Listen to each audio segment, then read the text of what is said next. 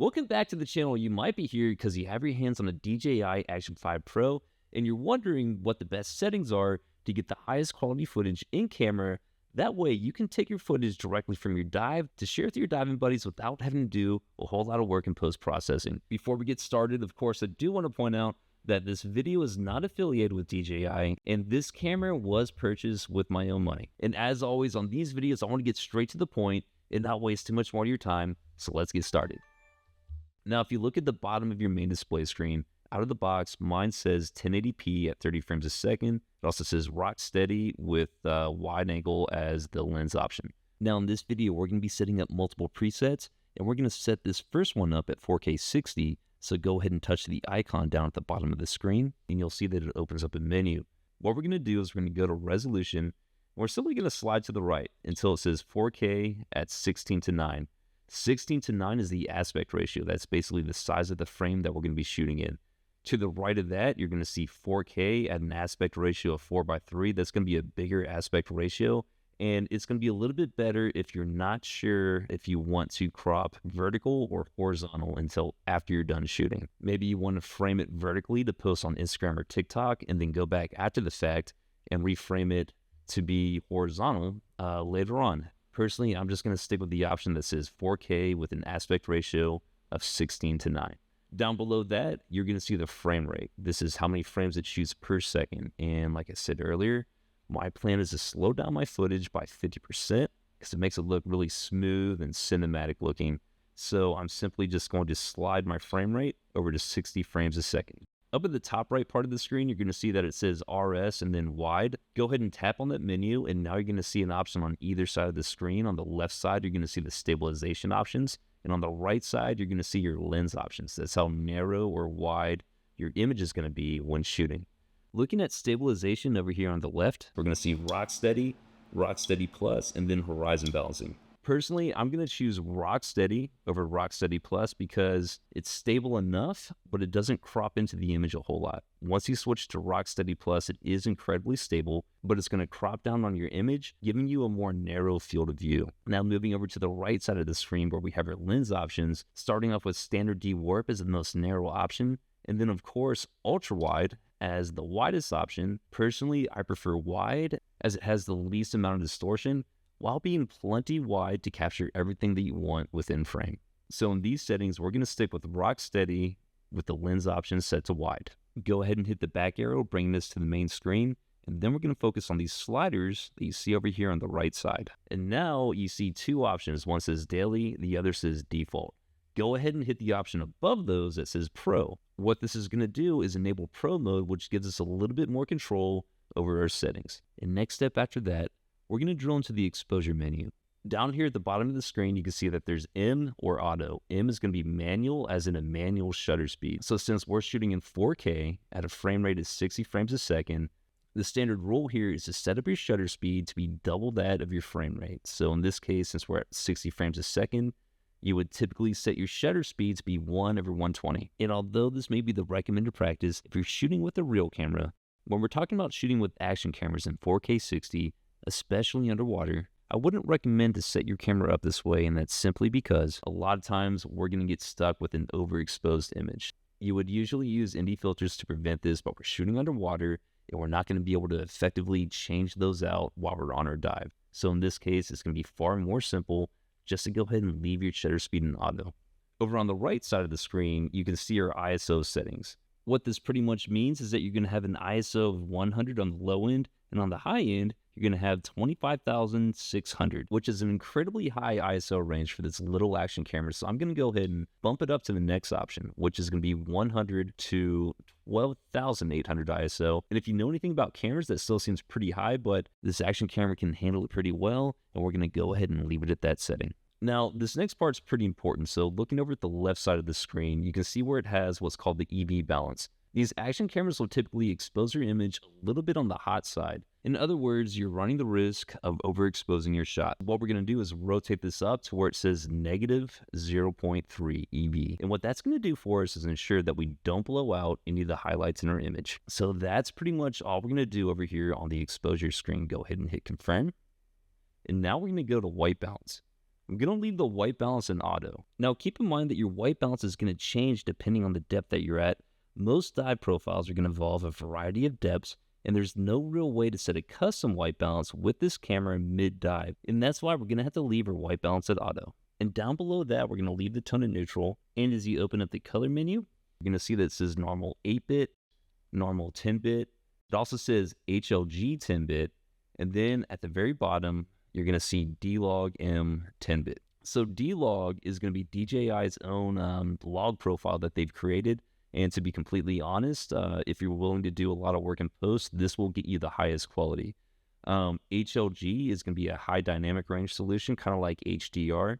I'm not the biggest fan. To me, it kind of looks a little fake, but I'm going to set mine to normal 10-bit since we don't want to do a whole lot of work in post, but we still want the highest quality. So if you're going to take anything away from this, switch your color profile from normal 8-bit to normal 10-bit.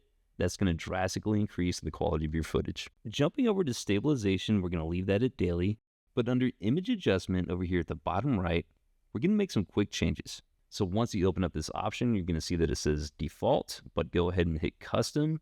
And then we're going to go to the left side of the screen under texture and drag it down to -1. So texture is DJI's word for sharpness. You can always raise the sharpness later in post if you absolutely have to, but if you want your settings to be right in camera, -1 is most likely the way to go here. Over on the right side, you're going to see where it says noise reduction. I'm going to leave that alone, hit confirm. So now we're pretty much ready to shoot in 4K 60 with rock steady enabled, and the lens option is at wide. So now the next thing to do is just to go ahead and save it as a preset, and then move on to creating our next one. Now to save the preset, we're going to swipe down from the top of the screen, go over to the person icon that you see in the top left, and then it says save current settings. Just simply hit that icon. You can either leave it as this camera icon or scroll over to the right, and I'm going to select the scuba diver.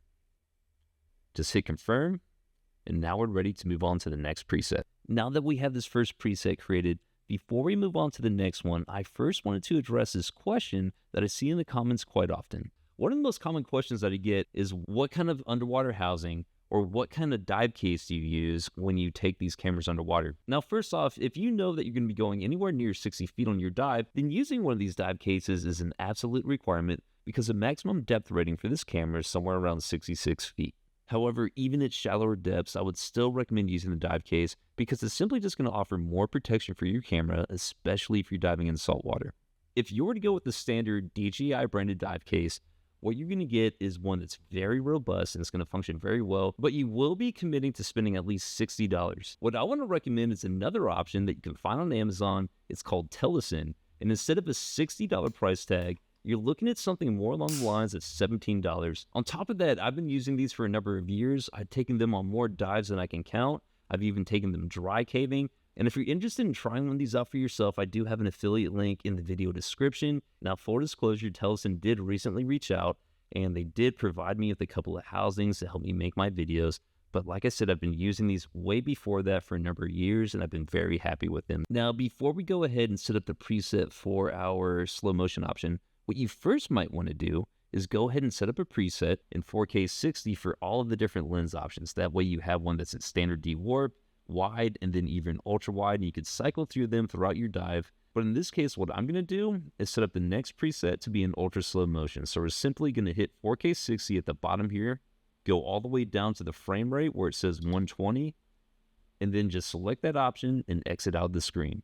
Now we're going to go back to the sliders on the right-hand part of the screen, go over to where it says exposure, and in this case, we actually are going to do a manual shutter speed. Remember, when we set up our 4K 60 profile, we selected auto because we're concerned about our image being overexposed, but now, because we're shooting at a frame rate of 120 frames a second, we're going to be able to use a shutter speed of 1/240, which should be fast enough to keep your image from being overexposed at any point in your dive. This way, we don't have to worry about ND filters or controlling your exposure with any other means.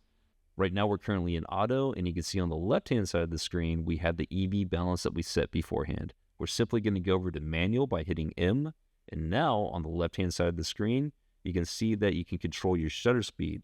Since we're shooting at a frame rate of 120 frames a second, we're going to select a shutter speed of 1/240. This, of course, follows that golden rule of keeping our shutter speed double that of our frame rate, which is going to ensure that our footage looks natural and cinematic.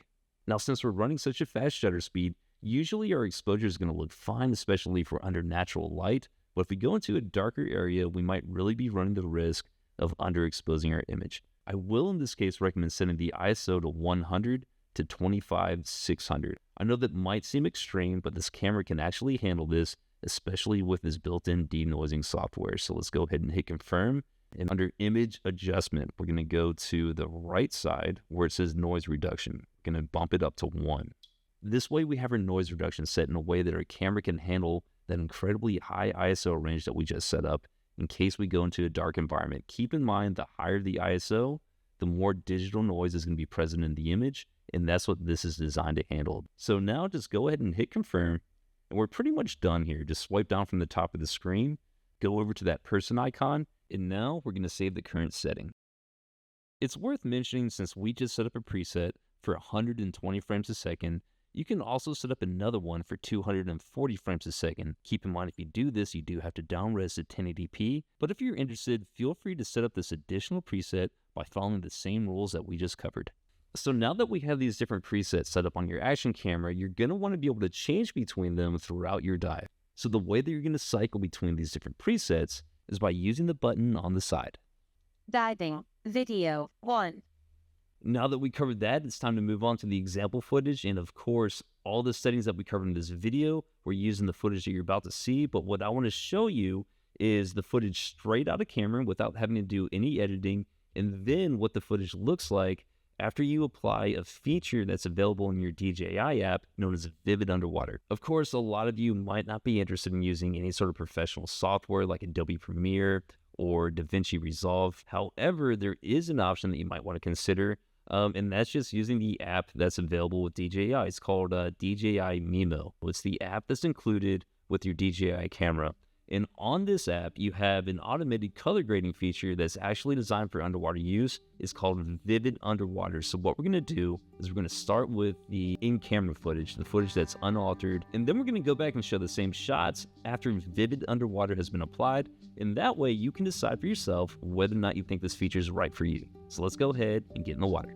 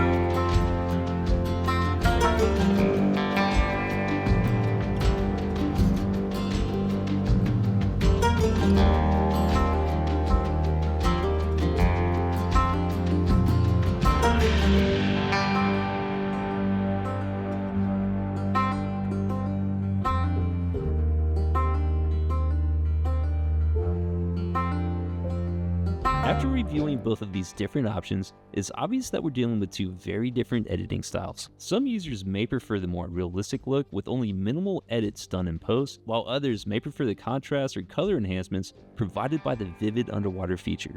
I realize that this will always be a subjective thing based on the individual user, so of course, let me know in the comments which one of these two looks that you prefer the most.